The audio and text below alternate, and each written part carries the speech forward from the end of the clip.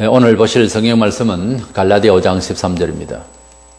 형제들아 너희가 자유를 위하여 부르심을 입었으나 그러나 그 자유로 육체의 기회를 삼지 말고 오직 사랑으로 서로 종노릇하라. 아멘. 우리가 하나님께서 명시하신 복음의 내용인 보편 진리를 우리가 대할 때에는 의심을 하면 불신이 되고 하나님께서 이미 명하시고 약속하신 말씀을 그대로 믿어야 됩니다. 그러한 보편적인 진리, 예수께서 우리를 위하여 돌아가시고 부활하시고 성천하시고 재림하실 것이다 라고 하는 이런 말씀들을 우리가 보편 진리라고 합니다. 이 보편 진리를 가부간에 우리가 결정할 일이 아닌 것을 디아포라라고 합니다. 그런데 이런 예수님의 사활, 죽으시고 부활하신 이 내용의 목적과 사건 자체를 부정하거나 또 다른 식으로 말을 하거나 혹은 가톨릭처럼 마리아가 성천을 했다는 둥, 평생 처녀로 있었다는 둥, 이런 내용들은 성경에 없는 말이고 또 보편 진리를 중요한 하나님의 복음의 목적을 이해하는 데에 거침돌이 되게 하는 이런 자유로운 자기 나름대로의 해석은 잘못된 겁니다.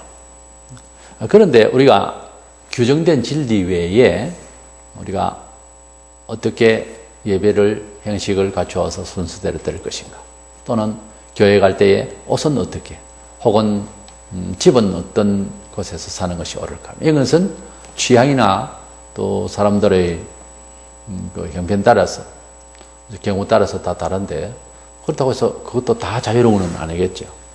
그러나 약간의 모양새가 바뀔 수가 있습니다. 그런 영역을 디아포라고 합니다. 디아포라의 반대 아디아포라라고 합니다. 그런데 이 루터 같은 경우에는 성경에 금하지 않는 전통은 이제 구속력이 있다 이런 말을 했어요. 이렇게 가톨릭에서 계속 지내되어 있는 그런 교회 전통, 관습, 또는 이제 지역적인 어떤 관습적인 이런 풍습이나 이런 것들까지 성경에 꼭 명시를 하지 않았다면은 그것은 그 전통을 이어나가야 된다. 이런 식으로 말을 했고요. 칼빈은 성경이 명하지 않는 한 전통은 구속력이 없다.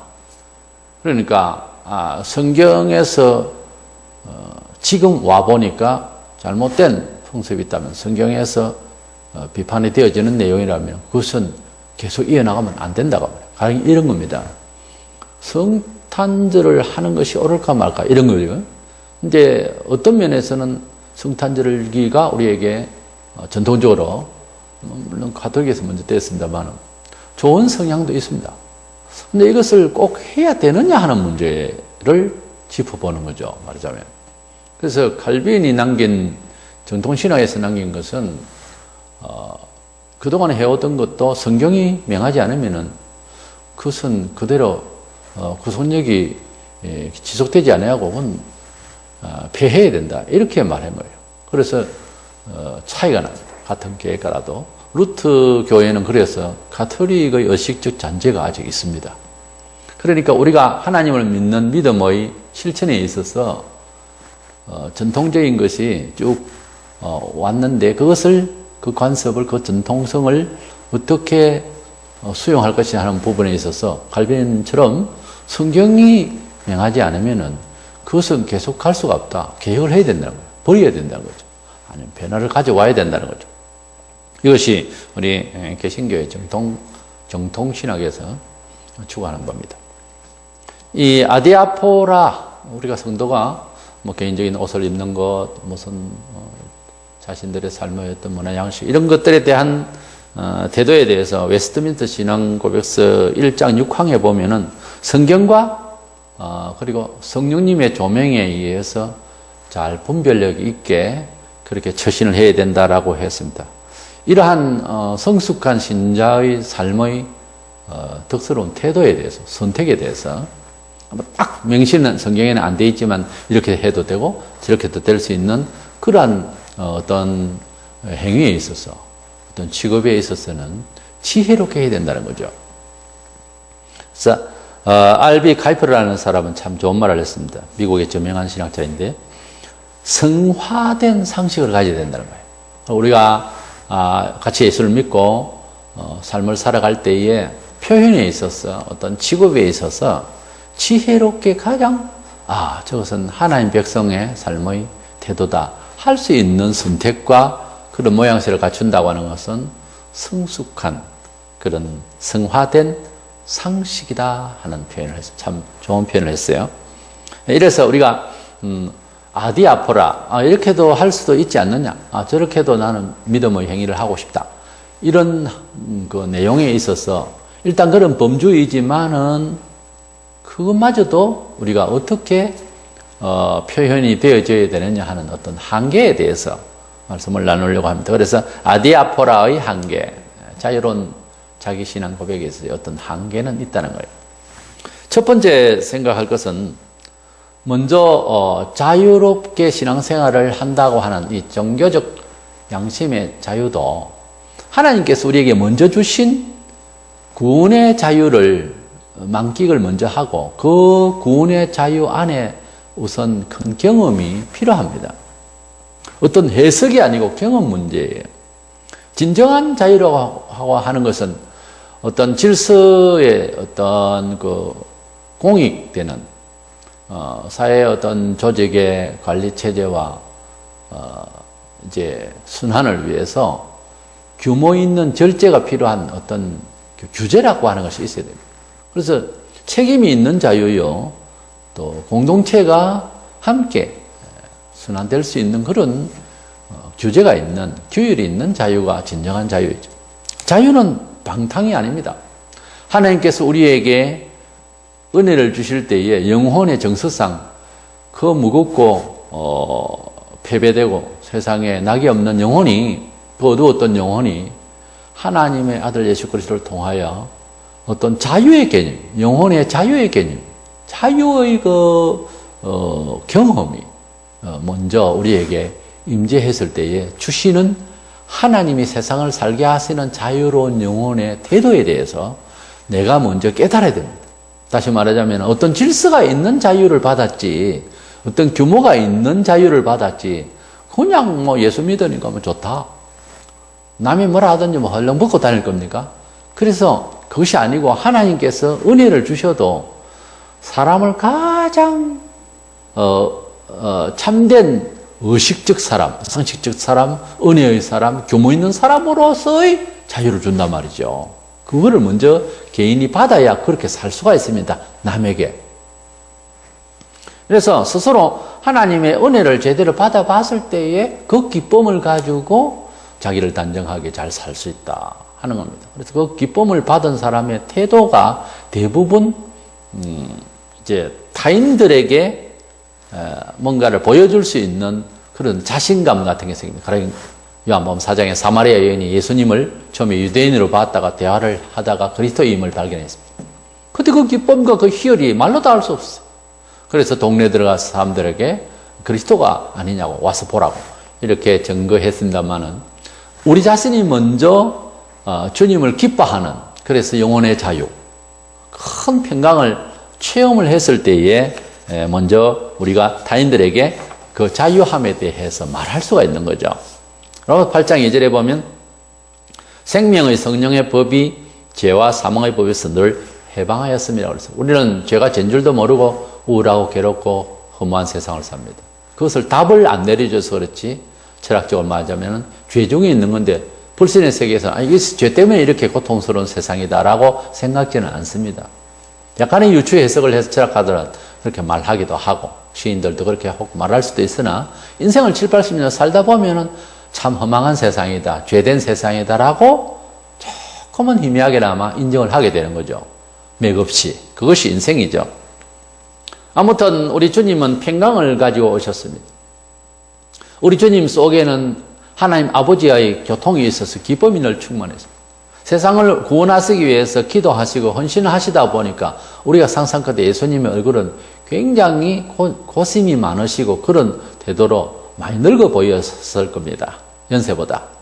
근데 우리 주님께서는 속에서 말도 못하는 평강이, 내가 너희에게 평안을 주노니 세상과 같지 않은 평강이라고 했어요. 그래서 우리에게 주시는 그 그 평강을 가지신 예수님이셨거든요. 그래서 예수님은 이 세상에서 구원하러 오시고, 어떤 사람들이 뭐 예수님을 고상하게 생각하는데, 아니, 예수님은 속에 큰 평강과 기쁨을 안고 오신 분이에요. 우리가 세상을 그리스도인답게 산다고 하는 것은 형식과 교회의 무슨 규율에 의해서 사는 것이 아니라 내가 먼저 기쁨을 소유하는 그런 존재가 되어야 되는 것입니다. 본문 13절 형제들은 너희가 자유를 위하여 부르심을 입었다고 그랬어요. 예수 믿으면 영혼의 자유, 세상이 그렇게 더럽지 않고 상대적으로 민감하게 와닿던 모든 도전되는 우울하던 이 세상의 일들에 대해서 그렇게 별 걱정을 할 이유가 없는 사람처럼 영혼이 즐겁다. 예수 한 번으로 너무 충분하다는 것에서 안정을 취하는 영혼의 상태가 우리에게 있어야 되는 거예요. 예수님께서 구원하러 오셔서 그래서 나사렛 동네에서 사시고 여러 가지 상대적 빈곤감을 가지고 우울하면서 그래가지고 어떤 구원을 하겠습니까? 그것이 아니었다는 거죠. 그렇기 때문에 우리가 그리스도인으로서 부름을 받을 때는 어떤 처지에 있든지 간에 영혼의 어떤 자신감, 이 세상을 살아가는데 어떤 상대적인 자신감이 새롭게 생겨서 자유함이 있어야 된다. 이 자유함이라고 하는 것은 거침이 없는 거고 마음껏 누릴 수 있는 거잖아요. 그래서 그 영혼이 이 세상을 향할 때에 예수 그리스도 안에서 받은 그 자유함이, 그 즐거움이 왠지 미소 짓게 하고 왠지 감사하고 기분 좋게 하고 찬송케 하는 그런 개인의 영혼의 상태가 먼저 되어야 아디아폴에 대한 이 말씀을 들을 수가 있습니다. 우리 예수님께서 우리에게 주신 하나님께서 주신 그 사랑, 그 평강, 영혼의 자유, 대속의 은혜를 통한 영혼의 놀라운 자유, 이것은 성령님께서 역사를 하세요. 그렇게 하기로 했답니다. 이 소리에 아무리 아멘을 많이 외쳐도 내게 그리스도께서 십자가에서 돌아가신 2000년 전의 사건이 실질적으로 체험이 되어야 되는데 이것은 굉장히 경험적입니다. 이 내용은 종교적 논정으로서 이해하는 것이 아니에요. 머리로 이해하는, 그렇기 때문에 우리가 죄인이 아니라고 그랬지? 아마? 이런 게 아니고 실질적으로 우리의 가슴을 만져주셔야 됩니다. 실질적으로 내 영혼을 품고 새롭게 해주시는, 씻어주시는 경험이 있어야 됩니다. 물론 중생이라고 하는 것이 경험이냐 신비냐 이렇게 말하지만 중생의 결과로 이어지는 정세로 봐서는 기쁨이라고 하는 경험이 있어야 됩니다. 아무것도 없이 입으로 귀로 그냥 내 식견으로 예수는 하나님의 아들이시고 우리를 위해서 돌아가신 분이라고 하네. 참 좋은 이야기네. 이건 아니에요.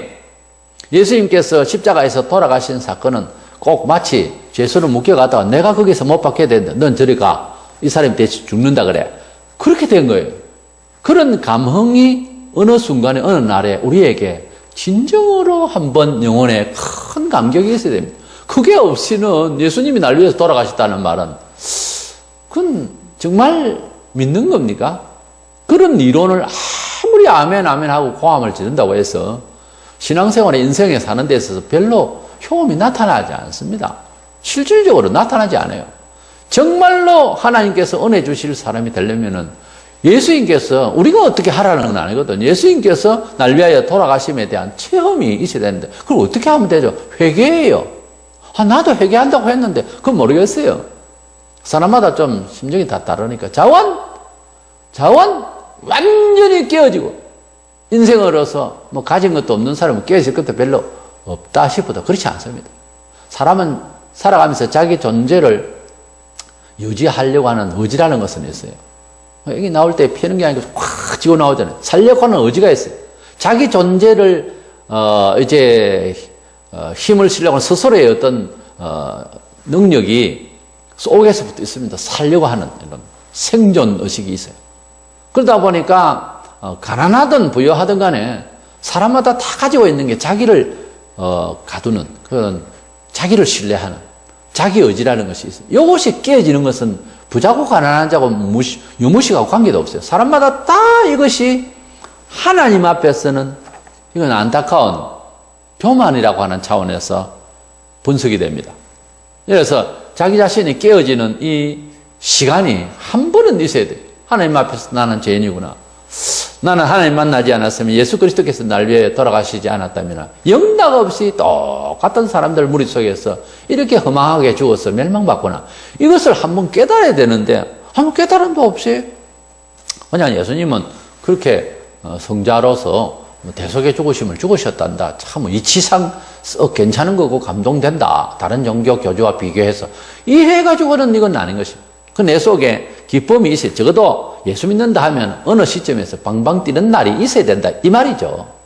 은혜 받은 체험이 없이는 이 기쁨을 체험하지 못하면은 제가 지금 말씀드리려고 하는 아디아포라에 대한 한계에 대해서 어떻게 처신할 것인가는 아직까지 이것은 차선 문제입니다. 그래서 내가 먼저 성령님이 인도한 바가 되어서 율법 아래 있지 아니함, 갈라디아 5장 18절에 있는 이 말씀처럼 하나님께서 예수 그리스도를 통해 우리에게 주시고자 한 영혼의 구원, 그래서 그 정서상 기쁨이 경험이 되어지는 것이 성령님의 감화로 되어진다고 하는 차원에서 사람이 조작을 하고 교육을 하고 무슨 제자 훈련을 한다고 되는 건 아니에요.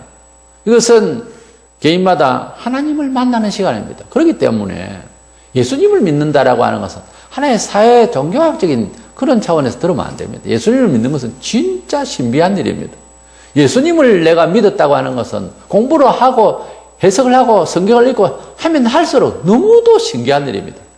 마침내 성경에 보면은 아버지 하나님께서 계시하셔서 예수를 이끌어줬다고 그래서 누구를 통해서 전도를 했던 스스로 왔던 간에 하나님께서 이끄시지 않으면 아무도 예수께 갈 수 없다고 하니 우리가 이런 세상에서 아무라도 예수를 믿을 것 같고 믿어야만 하는 것이 우리의 생각인데 그게 마음대로 안 되는 거예요.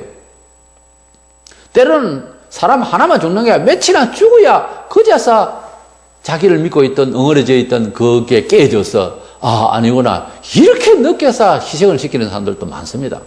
그래서 한 사람이 예수를 믿는다고 하는 것은 이거 엄청난 사건이에요. 그래서 천국에서는 뭐 천사들이 잔치를 하고 난리를 치는 이런 엄청난 기쁨이 있는 그런 비유가 있잖아요. 그만큼 예수를 믿는 것은 예사로운 이야기 아니에요. 신의 음성을 듣고 신의 인도를 받은 사람들이에요. 그런 차원에서 그리스도인은 성도라고 하는 것은 그런 자존감, 정체성을 가지고 있어야 되고 이 지구촌에 살아가는 존재감이 분명해야 됩니다. 그만큼 중요한 사람들이에요. 신의 자녀들이다 이 말이에요. 예수를 영접하는 자는 하나님의 자녀가 되는 권세를 주셨으니 그랬어요. 야고보 1장 12절 13절. 이것은 하나님께로부터 난 자들이라고. 사람의 뜻으로 지혜로 종교상식으로 이건 되는 것이 아니라는 거죠. 진정으로 주님을 믿고 존생한 영혼이 되면은 하나님이 전에는 하나님 안 믿고 예수를 모를 때에는 하늘님이든지 신이든 이런 말을 대신 했죠. 그럴 때 보통 우리가 생각해 신 이러면은 축복하는 신, 사랑하는 신, 아버지 같은 신이 아니고 진노하는 신, 무서운 신, 심판하는 신이었잖아요. 왜? 죄 중에 있으니까 그리스도 안으로 들어와서 그 죄를 속죄 못 받은 상태니까 항상 두려움이 많죠. 세상에는 천국을 그리는 그런 생명에 대한 이런 책과 영화가 훨씬 지옥에 대한 것보다 부족합니다. 지옥은 가보지도 않은 사람들이 정말 많은 슬픔과 지옥과 이런 영화는 상당히 많거든요. 그게 쾌감도 느끼고 이거 처음 정서상 안 좋은 겁니다. 이래서 우리는 하나님을 두려운 하나님으로 생각하는 것이 보통 상식, 동서양을 떠나서 다 같이 그렇게 생각하는 것 같아요. 근데 그런 하나님을 예수 그리스도의 십자가에 놀라우신 하나님의 크신 희생이 내 마음에 죄를 위하여 돌아가신 분으로 믿어지는 순간에는 그 순간을, 그 정서를, 그 열리는 길을 개인마다 다 다른데 다는 알 수 없으나 분명히 그 시점이라는 게 있어요. 그 시간이 되면은 그때 하나님을 어떻게 생각하게 되나 하면은 하나님은 아버지같이 되어버립니다. 디모데후서 1장 7절에 하나님이 우리에게 주신 것은 두려워하는 마음이 아니요 오직 능력과 사랑과 절제하는 마음이, 하나님이 우리에게 주신 마음은 두려워하는 마음이 아니요 이렇게 말씀하고 있습니다. 하나님을 만났다라고 하는 것은 결국은 하나님을 아버지처럼 만났다라고 하는 얘기예요. 그런 차원에서 우리의 영혼이 자유함을 얻었다는 거죠. 그래서 그런 차원에 있어야 벌써 세상을 어떻게 살 것인가를 생각하게 되는 것입니다. 우리 주님께서는 평강을 가지시고 이 세상에 오셔서 우리에게 평강을 주시려고 오셨고, 비록 헌신하고 괴로운 시간들을 많이 가지셨지만은 주님은 우리에게 기쁨을 주시려고 오신 진짜 기쁨의 사람이었습니다. 그러니까 우리 스스로 세상을 살아가는데 성도로서 증거하는 생활, 성도의 삶의 생활을 통해서 하나님께 영광을 돌리려고 하면은 내 자신이 먼저 주님도 비록 십자가에 헌신하시기까지 하면서도 당신께서 우리에게 내 평안을 너에게 준다 하는 그 평강을 가지신 분처럼 우리들도 어떤 경우든 죽더라도 나에서 오게 영혼을 구원하시는 하나님을 찬양하는 평강이, 기쁨이 있어야 되는 거예요. 그런 가운데서 있는 사람이 하나님을 두려워하는 하나님을 보였습니까? 사랑하시고 감사하시는 하나님이시죠. 이러한 영혼의 평강이 우리 속에 있어야 된다고요. 욥기서에 보면 이런 말이 나옵니다. 욥기 35장 6절에서 8절에 보면 그대가 범죄한들 하나님께 무슨 영향이 있겠으며, 그대의 악행이 가득한들 하나님께 무슨 상관이 있겠으며, 그대가 어려운들 하나님께 무엇을 드리겠으며, 그대가 그대의 손에서 무엇을 받으시겠느냐. 그대의 악은 그대와 같은 사람에게나 있는 것이요 그대의 공의는 어떤 인생에도 있느니라. 여기에 보면 선과 악을 우리가 표시하고 있는, 또 악에 대해서 우리가 불안해하고 그래서 괴로워하다가 뭐 자결도 하고 뭐 선은 또 뭐 자랑하고 뭐 이래 할 수 있는 이런 악과 선이 하나님을 움직일 수 있는 정도가 아니라는 거지. 그러니까 우리가 죄를 짓기 때문에 내가 양심이 내가 이것을 속죄하여서 자살한, 그건 아니라는 거죠. 그런다고 하나님 보실 때에 참 그 양심답게 산다, 그렇게 봐줄 만한 선이 아니라는 거죠. 그리고 의라는 것도 우리가 뭐 착해야 되고 그래야 구원을 해주지 않겠느냐. 비록 우리가 예수를 믿는다 하지만 착해야 돼. 그거 자기가 어렵게 해서 뭐 얼마만큼 어려울 건데요. 그대가 얼마나 어려운지 몰라도 다른 사람들도 있다 그렇게 돼 있어요.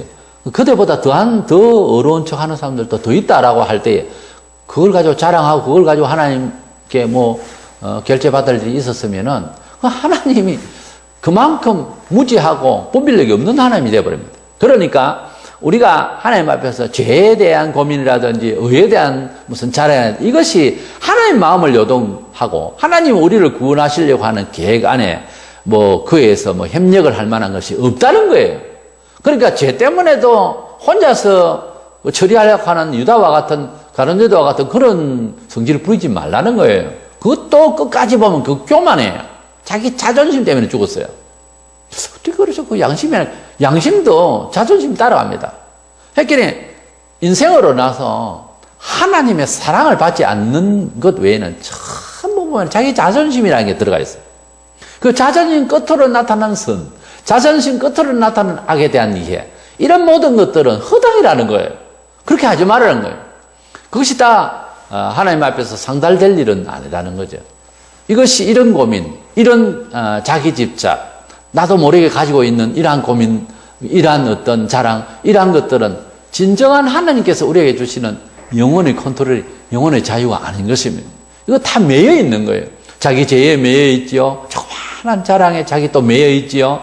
그러니 이것은 진정한 여유로움이 아니라, 진정한 자유가 아니라는 거죠. 어른이 할아버지가 손주를 볼 때에 손주가 생각하는 수준과 할아버지가 생각하는 수준 차이는 엄청난 차이가 나거든요. 그러니까 할아버지는 이래도 되고 저렇게도 인솔을 할 수 있고 이렇게도 사랑을 표현할 수 있는 이런 자유로움이 있습니다. 애기는 잘못되면 삐하고 울고 그러죠. 근데 그런 차원으로서는 무슨 일 하겠어요, 사회에. 그 말입니다. 하나님께서 주신 진정한 영혼의 풍요로운 자유, 하나님 아버지께 모든 걸 의탁할 수 있는 어떤 힘, 이런 영혼의 힘이 먼저 있어야 아디아포라, 이래도 되고 저래도 되는 삶의 제스처를 제대로 규모 있게 우리가 행사할 수 있다 하는 차원에서 먼저 내가 은혜를 먼저 받아야 돼. 그러니까 이 말입니다. 평소에 예수 잘 믿는 생활을 하려면 기도 많이 해서 나 자신이 먼저 은혜 받아야 할 거만. 내 자신은 은혜가 생활이 안 되는데 자꾸 교육을 해가지고 어떻게 살아라 저떻게 살아, 이것은 양분해서 설명할 수가 있는 게 아니에요. 내 자신이 은혜를 받으면 그게 다 보입니다. 어떻게 보입니까? 두 번째로 생각을 할 것은 우리가 아디아포라의 어떤 한계가 어디냐 하면은 왜 그걸 좀 더 교묘 있게 지켜야 되나 하면은, 내 신앙생활 내 이렇게 옷 입고 오는데, 난 신앙생활로서 나 이런 취향이 있는데, 난 이렇게 선택하고 싶은데 하는 것도 약간의 절제가 필요하고 규모 있는 생활이 필요하다는 점에 대해서 말씀을 나누는데, 지금 그것을 왜 그렇게 해야 되는가 하는 문제에 대해서는 한두 가지가 있습니다. 첫 번째로는 진리와 성령으로서의 이 삶에 있어서 상식적인 것을 무리하게 벗어나서는 안 된다는 거예요. 그래서 상식과 우리 형제를 위해서 이 아디아포라의 한계가 있습니다. 함부로 하는 게 아닙니다. 이 상식적인 것은 진리는 아닌데, 그렇다고 진리가 상식을 도외시하는 것은 아닙니다. 예수께서 이 세상에 오실 때에 갑자기 이티처럼 휙 나타나서 구원받아라, 이것이 아니고 지극히 유대인 사이에서 이루어져야 할 말씀의 메시지를 받았으니까, 유대인들이 지극히 상식적인 입장에서 태어나셔서 이제 탄생하시고 할례 받으시고, 그 과정이 매우 유대사의 상식적이었습니다. 그리고 부모님을 모시고 돌아가실 때도 요한에게 어머니를 부탁하고 하는 이런 상식선에서 당신이 일을 하셨어요. 물론 기적이 일어나시고 일으키시고 또 본인이 부활 성천하신 이런 사건이 있지만은, 예수께서 일단 사회적으로 볼 때에 비상식적인 일 때문에 지적을 받거나 손가락질을 받거나 이런 일은 없어요. 예수께서 오히려 미움을 가지고 있던 유대인들, 예수를 잡으려 하는 사람들이, 예수님은 선한 행위가 있었다고 했어요. 너희 선한 행위 때문에 너를 잡으려고 하는 것이 아니고, 다만 네가 하나님 아들이라고 그러고 하나라고 그러고 하니 잡으러 간다. 그러니까 그 뒤에 있는 부분, 꼭 예수님을 십자가에 못 박아야 되겠다 하는 유대인 사회에서의 이런 그 분노와, 그래서 그런 큰 오해들은 예수님이 진짜 하나님의 아들이신데 몰라서 그런 것 뿐이고, 예수님의 상식적 사회관계 속에서는 잘못한 게 없어요. 그러니까 예수님께서 살아가신 이 전기라 할까요? 사복음서를 통해서 이렇게 예수님의 행적을 보면은 전혀 잘못된 게 없습니다. 가이사의 것을 가이사에게, 세상적인 일들은 세상적으로 이제 세금은 내고, 로마 13조로 세금도 내고, 다 위정자에 대해서 기도하라 했습니다. 다 하세요.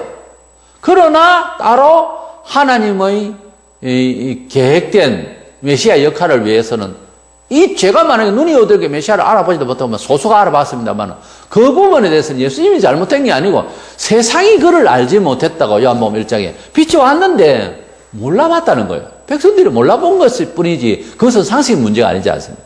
그것도 알고 보면 상식적인 문제예요. 이렇게 오셨으니 예수가 메시아가 맞구나. 세례 요한에서 세례 줄 때 비둘기가 같은 행성으로 임하니까 하나님 계시를 받아놨으니까 미리. 그래서 그렇게 이제 이해가 되어진다. 그것이 안 될 때는 예수님이 오해가 되어지고 이런 거죠. 그러니까 예수님 편에서 삶을 살아가면 33년의 생애, 공생에는 3년만 나오는데, 어릴 때 잠시 나오고 이야기가. 근데 3년 동안의 생활에서 상식적이지 못한 게 있습니까? 없습니다. 그 외에는 상식을 넘어서 상식을 포함하고 상식을 감동케 하는 기적은 있어도, 세상을 늘 항상 기적으로만 살고 바다 위에서 붕붕 떠나내기만 하고, 그건 아니에요. 배고프실 때도 있었고, 씨 뿌리는 비유에서 인생의 삶에 대해서 상식적인 것을 벗어나는 이야기가 아닙니다. 근데 그것을 포함하면서 하나님의 소망을 우리에게 주셨죠. 말씀하신 것 뿐이에요. 그러니까 예수님은 구주를 믿고, 예수님을 믿고 회개하고 구원을 받는다는 말에도 비상식적으로 예수를 믿을 수도 있는 거예요. 그걸 조심해야 되는 거예요. 그러니까 예수님 앞에서 죄를 회개하고 사죄를 받는다라고 하는 말은 어떤 말인가 하면, 상식선에서 좀 생각해 봅시다. 먼저 제가 화두를 냈으니까, 상식적으로 예수를 믿는다는 말은, 예수님 앞에 내가 죄를 회개한다는 말은 실질적으로 도덕성이 일어나서 죄를 회개해야 된다는 말이에요. 나는 꿈을 꿨는데 예수님이 나를 위해서 피를 쏟아지는 걸 보았다. 그래서 나는 내 속에 있는 여러 가지 죄들을 막 끄집어내서 버리는 것을 봤다. 그래서 나는 죄사함을 받은 줄로 믿는다. 이렇게 말하는 사람의 소리를 내가 들었습니다. 그게 아니란 말이에요. 예수님을 내 구주로 믿는다는 말은 어떤 사람을 이제부터 그 사람을 신뢰하기로 했다는 말하고 같은 거예요. 그리고 내가 죄를 회개하고 예수를 믿었다는 말은 실질적으로 도덕성이 일어나서 나 참 죄인이다. 참 난 교만한 사람이고 난 참 세속적인 사람이다. 이걸 솔직하게 울면서 회개해야 되는 것이 동반돼야 됩니다. 멀쩡하게 있으면서 예수님 나를 위해서 돌아가셨단다. 아, 아멘. 하나도 감동이 안 가고 상식적으로 옆에 사람이 볼 때 전혀 인격적 동함이 보이지 않는다면은 제가 지금 말씀드린 주께서 주시는 은혜를 받는 것도 이렇게 상식선을 가지고서 어떤 그 이해가 접촉이 주변이 의식이 그런 객관성이 있어야 되는 겁니다. 그런 도덕성이 없고 사회관계 의식이 전혀 없이 나 혼자 믿는다 하고 벌벌 뛰고 그게 신비주의자들 아닙니까?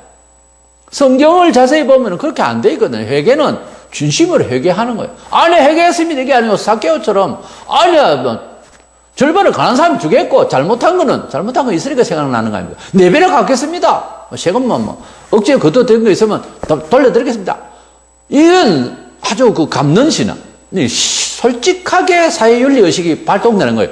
이것이 회개지. 그냥 회개합니다. 눈물 철철 흘리고 그 다음날 훔쳐온 것 갖다 주지도 않고 도로 주지도 않고 잘못했다 하지도 않고 그 외에는 들키면 몇 배는 갚아야 됩니다. 도덕지향을. 그거 아무것도 하지 않고 믿습니다. 이거는 상식이 안 되는 거예요. 종교가 상식은 아닙니다. 그러나 상식을 도외시하지 않습니다. 도외시하지 않습니다. 왜냐하면 어차피 사람 사는 사이고 안 믿는 사람에게 내가 믿음을 증거를 하려면 그 사람들의 수준은 뭔가 하면은 상식적이거든. 그 사람들의 수준은 과학적이고 사회윤리적이란 말이야. 거기에 내가 편하게 변화가 되어 있는 모습을 보여줘. 갚을 것은 갚고요. 겸손해질 건 겸손하고요. 또 술집 장사하는 사람 안 하면서 변화를 보여주고요. 저래가지고 장사 잘하는 사람이 예수 믿는다고 딴 거 하네? 떡볶이 장사하네? 하더라도 이런 어떤 실질적인 상식적인 것이 통하는 입장에서 변화를 추구해야지. 그렇지 않으면 그건 믿는 것은 잘못된 거다 그 말입니다. 그래서 반사회적이고 절제 없이 자기 기쁨만 막 표출한다고 벌떡거리면 그것은 상식적 사회에서는 인정이 안 된다 그 말이죠. 그래서 아디아프라 이렇게도 해도 되고 저렇게도 신앙을 표현할 수 있는 입장에서요. 뭐 계명을 이래 되고 저래 되고 되는 건 아니지만 디아포라는 안 되지만은 그런 규칙이 아닌 입장에서 신앙생활의 여러 형태의 삶의 제스처를 어떤 태도를 어떻게 할 것이냐 하는 부분에 있어서 제가 말씀드리는 거예요, 지금. 상식을, 포함해서 그리스도의 그 힘을 보여주는 이런 삶의 태도가 필요하다는 거죠. 성령의 뭐 감동을 받았다면서, 윤리를 무시하고 말이죠. 이런 제 마음대로 살아도 괜찮은 것처럼 구원파라고서요. 그래서 세월호 사건에 그런 사건도 있었지 않습니까? 하나님은 사랑이다. 좋죠. 좋은 이야기죠. 큰 주제지만 사랑을 어떻게 할 것이냐. 그렇잖아요. 사랑은 아무나 하나.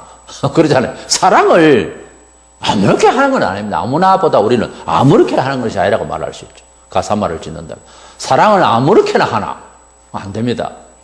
여호와 정인들은 하나님 사랑이니까 지옥이 없다. 그건 성경을 잘못 알고 있고 오해하는 거예요. 하나님은 심판자세예요. 사실 우리가 사랑을 먼저 받기 전에 하나님은 우리에게 심판자였어요.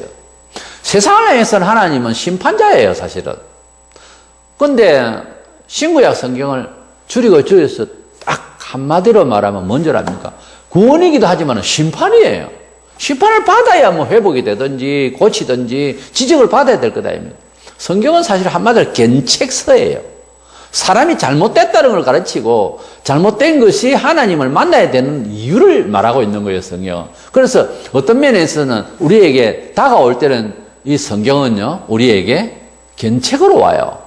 근데 전도하기 위해서 성경을 남에게 줄 때는 사랑으로 가는 거죠. 또 그 사람이 받을 때는 견책으로 받는 거예요. 복음은 내게 올 때는 견책으로 왔다가 책망으로 왔다가 복음을 받고 남에게 나아갈 때는 이거는 사랑으로 복으로 나가는 거예요. 원래 이 양면성이 있어요. 그러니까 하나님은 공의와 사랑이 있는 거죠. 사랑만 가지고 그래서 집총 거부를 하고 우리는 전쟁하는 사랑이니까 이건 잘못 알고 있는 것이고 반틈을 아는 것이 아니라 하나님을 전혀 오해하고 두려운 하나님을 알고 하나님을 한 면으로만 이해하려고 하는 하나님의 그 사랑에 대해서 무질서. 그리고 죄인을 그러면 어떻게 하란 말이에요, 하나님. 심판 안 할 겁니까? 그래서 우리는 침략적 전쟁은 안 해도 방어적인 전쟁은 해야 됩니다. 그래서 우리는 하나님의 그 사랑에 대해서 이렇게 이제 오버하면 나중에는 사회 윤리까지 문제가 생기고요. 또 개인에게도 문제가 생깁니다. 뭐 성령의 충만을 받으면은 사실상은 율법이고 무엇이고 눈에 보이지 않습니다. 한동안 너무 그 은혜를 받으니까 그렇다고 죄를 짓는다는 말이에요. 그 은혜 가운데서 세상을 그냥 붕 떠서 사는 것 같습니다. 그러면서도 이 세상을 우리가 살아가야 되니까 항상 그 상식적으로 살아가는 사람들을 옆에서 뭐 어시스트 해주고 또 보호도 해주고요. 그러면서도 나는 아무것도 없는 것 같아서 그 어떤 힘이 공급이 되어져야 됩니다. 그래서 규모 있게 살아가는 것이지 비상식적으로 성령 충만하다고 해서 뭐 퍼덕거리면서 집안 살림도 모르고 왔다 갔다 하면서 보따리 들고 온 전지 산이고 바다고 어디고 다니면서 은혜 받는다. 그건 잘못된 거예요. 어느 정도의 기간에 은혜를 받을 수 있습니다. 사도들이 예수님 승천하시고 열흘 동안 아무것도 안 하고 기도했듯이 어느 정도는 은혜 받는 순간에 있지만 또 그것을 사회생활을 하는 데 있어서 상식적인 사회에서 우리가 빛나게 하려면은 비상식적으로 공중을 날아다닐 것도 아니고 살아야 되잖아요. 그런 가운데서 좀 더 상식적이고 좀 더 선망의 대상이 되는 삶의 폼이 나타나야 되지 않느냐 하는 거예요. 그것이 하나님의 뜻이지 하나님 만났다고 해서 뭐 이상한 눈빛을 가지고 뭐 옷도 이상하게 입고 그래 돌아다니는 것은 잘못된 겁니다. 그래서 윤리를 예사롭게 취급해가지고서 이단들이 이 사회에 얼마나 문제를 일으킵니까? 고린도서 13장 6절에 보면 사랑은 불의를 기뻐하지 아니하며 진리와 함께 기뻐하고 그랬어요. 항상 하나님의 사랑도 진리와 함께 기뻐하고 규모가 있어야 돼요. 진리는 뭡니까? 진실함이고 정직함이고 바른 겁니다. 그래서 아래 때에 진리와 함께 기뻐하고 그랬어요. 우리는 성령님의 삶의 표현에서는 우리가 뭐 경험이 우리의 이성을 제압하고 놀라운 하나님의 감동은 있지만 그러나 신앙은 반드시 표현될 때에 상식을 포함하지 상식을 도외시하지 않는다는 것이죠. 그 다음에 우리가 이 아디아폴의 그 한계를 느껴야 되는 것은 두 번째로는 신앙이 연약한 형제를 위해서 나의 마음대로 기쁨으로 내 뜻대로 살고 싶은 것을 절제해야 한다는 겁니다. 신앙에 있어서는 두 가지가 있어요. 영생신앙이 있습니다. 예수님을 구주로 믿는 것. 이것은 어떤 연약한 신자라도 다 같이 가지고 있고 어떤 위대한 이름을 가진 목사, 무슨 성도라도 같은 신앙입니다. 그리고 한 가지 또 더 있는데 그것은 성화적 신앙으로서 형제들과 이웃을 향해서 살아가는 저류그는 말이에요. 이것은 잘해야 됩니다. 거룩한 구별된 삶의 양식이 이제 뼈대가 굵어지고 살을 찌어져서 아주 그분 옆에 가면은 신앙으로 이 세상을 막 얼마든지 살아갈 수 있는 큰 힘을 받을 만큼의 그런 위력이 있는 신자이세요. 물론 상식 순환에서 이런 신자가 진짜 좋은 신자죠. 바로 흥숙한 신자인 거예요. 예수님을 구주로 믿고 하지만은 생활도 성경대로 살지도 못하고 그러면서 예수를 믿고 요거는 영생신앙이에요. 그런데 성화되는 이 신앙은 투쟁해야 되고 자기와 싸움이 있어야 됩니다. 이것은 남이 대신을 할 수 없다는 게 안타까운 일이죠. 남이 할 수가 없어요. 왜냐하면 자기는 자기니까. 자기 자신이 하나님 앞에서 성숙해 나가야 되는 것입니다. 이런 성도들과의 이웃과의 관계 속에서 살아가려고 할 때 내가 은혜를 받고 교육을 받고 순종과 또 예수를 믿고 이렇게 보니 예수 안 믿고 살아가는 비참한 또는 예수 믿어도 또 연약한 교인이 보인다. 그럴 때에 그게 접근할 때 또 관계 유지를 사회 유지를 할 때에 우리가 은행에 있어서 절제가 필요하다는 거예요. 왜냐하면 그 성도가 연약하니까. 본문에 보면 뒤에 그러나 그 자유로 육체의 기회를 삼지 말고 오직 사랑으로 서로 종노릇 하라 그랬어요. 이렇게 서로 사랑으로 종노릇 하라. 그 말은 내가 그를 도와줄 수 있을 때 하는 말.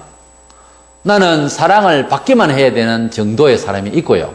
항상 그건 또 너무 안타깝죠. 계속 그러고 있으면 안 되고 또 어느 정도 사랑을 받았으면 나도 나보다 더 연약한 사람이 있으면 내 잘난 척 하지 말고 물질이든지 마음이든지 세력이든지 이런 것을 절제하면서 그를 위하여 그가 마음 안 다치게 하기 위해서 그를 돕는 마음으로 내 잘난 것을 아마 나 외보다 더 위대한 사람이 있어도 그래도 나름 내가 가지고 있는 것을 좀 낮추어서 내려놓고 그와 눈맞춤을 하고 이렇게 살아갈 수 있는 마음을 써야 된다는 거예요. 그러니까 예수 믿는다는 것은 굉장히 예민한 거예요. 이런 걸 보면.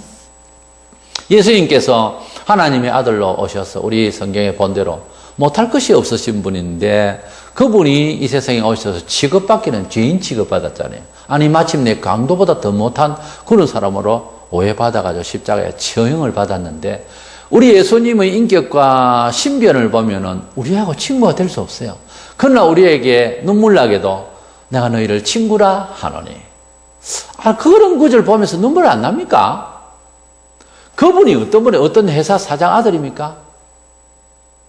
그분이 국회의원입니까? 국회의원 정도 되면은 거기서 혀를 꺼부리고 목사라는 사람이 꼼짝을 못 하고 예수 다 팔아먹고 그 사람 이야기면 다 따라가야 됩니까? 하나님의 아들이요. 세계갑부의 아들이 아니라 하나님의 아들이요. 그분이 어이 친구하자 이런 거예요. 그래도 감동이 안 갑니까? 그거는 둘 중에 한 가지입니다. 예수보다 당신이 되게 잘났던지 아니면 멍청한 거예요. 서로 종로로 타라 하신 그 주님의 그 뜻이 실제 당신께서 그렇게 하셨어요. 예수님께서 하나님의 아들로 오실 때 불말병거 좋죠? 타고 막 밤바라밤 천사들이 여러 수천 명이 나팔 불면서 그냥 예루살렘 성에 탁 도착했으면 그거 어떻게 만나겠어요? 너무 어려워서. 우리 예수님께서 그렇게 자기를 비하하여 종된 몸으로 그렇게 오셔서 죄인 취급받으셔서 접근하기 너무 쉽게 그렇게 오셔서 우리를 만나서 구원하신 거예요. 그렇습니다. 뭐 노회장이나 총회장은 만나기 너무 어려운데 예수 만나고는 예배당 들렁달렁 우리 얼마나 편하게 합니까? 그렇게 돼야 됩니다. 사람이 너무 어려우면 안 됩니다.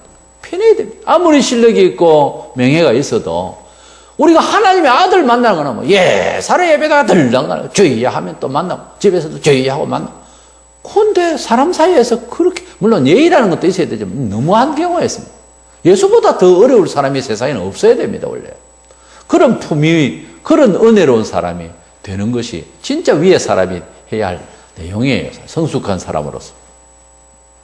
사랑으로 종로로 타라는 말은 단순히만 사랑만 해라 그 말이에요. 규모 있는 그런 사랑 가운데서 서로 섬기는 자세가 되라는 그런 뜻이에요. 본장 16절 이하에서 성령으로 사는 것은 절제함이 필요한 것을 말씀하고 있는데요. 본장 22절로 3절에 보면 오직 성령의 사람은 사랑과 희락과 화평과 오래 참음과 자비와 양성과 충성과 온유와 마지막에 절제니. 성령의 아홉 열매 중에서 다 잘해도요 절제가 없으면 모양새가 이상하다는 거죠. 그렇죠? 우리가 사회를 살아가면서 겸손하고 자기를 조금 낮추고 절제하는 모습은 참 아름다운 거예요. 앞에 그 모든 것이 더 빛나는데 절제 안 하고 막 모든 걸 다 발휘해버리면 한가서겠지 않죠? 교만하면 안 되는 거예요. 고린도전서 8장 10절로 13절에 유명한 바울의 이제 감동스러운 말이 나와요. 지식 있는 네가 우상의 집에 앉아 먹는 것을 누구든지 보면 그 믿음이 약한 자들이 양심이 담력을 얻어 우상의 제물을 먹게 되지 않겠느냐. 이같이 너희가 형제에게 죄를 지어 그 약한 양심을 상하게 하는 것이 곧 그리스도에게 죄를 짓는 것이니라. 그러므로 만일 음식이 네 형제를 실족하게 한다면 나는 영원히 고기를 먹지 아니하여 네 형제를 실족하지 않게 하리라.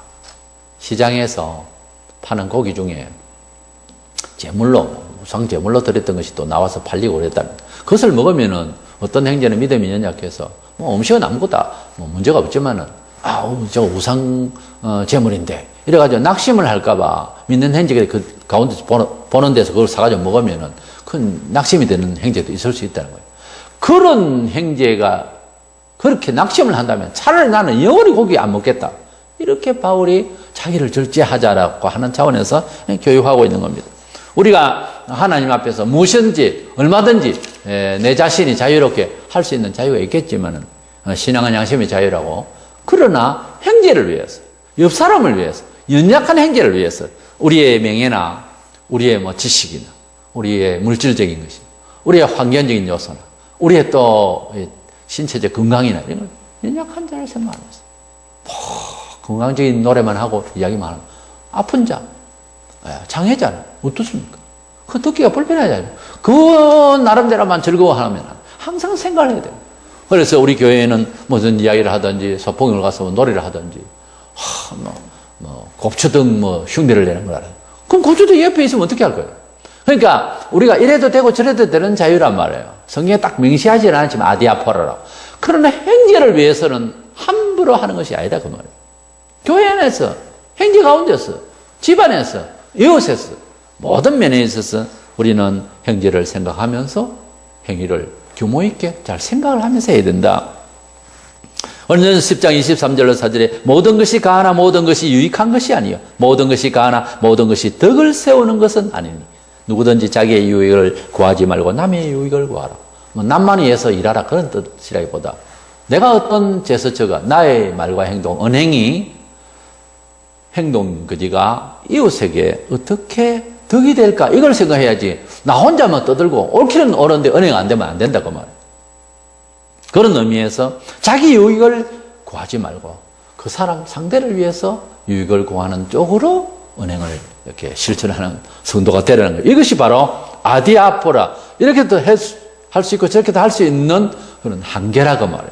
오늘의 주제가 바울은 고린도전서 9장 19절에 내가 모든 사람에게서 자유로우나 그렇죠. 우리들도 남에게 거칠 거 있습니까? 예수 믿으면 더 그런 마음이 듭니다. 그러나 스스로 모든 사람에게 종이 된 것은 더 많은 사람을 얻고자 함이라. 그리스도인은 인생에 있어서 분명한 것은 삶의 목적이 사람들의 마음을, 영혼을 살려고 하는 데 있습니다.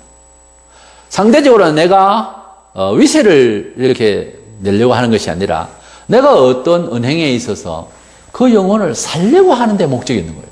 구원을 하려고 하는 데 목적이 있다 보니까 내 잘난 것, 나의 자유를 절대하는 거예요.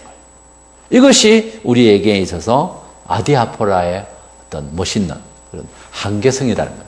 이것이 바로 하나님께서 가지고자 하고 원하시는 디아포라에 속하는 겁니다. 이래도 되고 저래도 되는 것 같아도 끝내 하나님의 뜻은 하나거든요. 그러니까 그 절제가 하나님의 디아포라라는 거죠. 규정된 구절은 아니지만 우리에게 자유를 주셨지만 취미 활동도 마찬가지입니다. 그것이 그렇지 못한 행제가 있을 때 뭐라 하겠느냐를 생각하면서 사고팔고 해야 되는 것입니다. 갈라디아 6장 2절에 너희가 짐을 서로 지라 그리하여 그리스도의 법을 성취하라. 이 한 말씀만 끝나는 거죠. 서로 짐을 지라는 거예요. 우리가 행제간에 또 천륜에 그런 도덕성마저 깨어지고 있는 사회라서 그렇지. 그래도 우리 형제간에 있어서는 형제가 잘 되면은 형님이 잘 되든지 동생이 잘 되든지 이러하면은 축복하고 이럴 수 있는 게 사람이어야 됩니다. 언제부터 생겼는지 모르지만은 사촌이 논을 쏘면 배가 아프는 이런 더러운 생각이 아직까지 사회에 지배적입니다. 그러나 또 천륜을 곱게 여겨보면 우리가 그리스도 안에서 남남끼리 만났지만 그리스도의 피 사상 가운데서 한 몸을 이루었는데 이 유기성이 있는데 뭐가 행계가 잘못되고 있으면 사돈의 팔촌이 아니라도 그래도 그를 생각해서 사랑으로 공개하고 또 그와 대화를 하고 그와 관계를 맺을 때에 내가 좀 낮아지고 이런 가운데서 우리의 신앙생활이 하나로 묶어져 가는 이런 성령의 사랑의 사람이 되어야 할 줄로 믿습니다. 우리는 이런 중심을 배워서 그리스도 안에서 행제를 위해서 겸손의 미덕을 발휘해야 되고 너무 자기 신앙에 도취하는 일이 없도록 해야 됩니다. 우리는 신앙생활 중에 교회 안에서 보면 너무 편하게 자기가 너무 편하게 이렇게 높여지는 경우가 발생합니다. 그것은 그 부분의 실력이 잘못이라는 것이 아니고 실력의 표현에 문제가 있습니다. 그래서 아디아포라의 한계라고 하는 것은 1대1의 대면에도 잠시 만나는 사이에서도 항상 눈높이를 같이 하면서 서로 조절해가는 이런 사랑, 이런 아름다운 것은 하나님께서 주신 인격입니다. 예수께서 그렇게 사셨어요. 이런 아디아포라의 삶을 한계 있게, 규모 있게, 절제 있게 살아가면서 주님의 향기를 뿜어내는 저와 여러분 되시기를 축원합니다.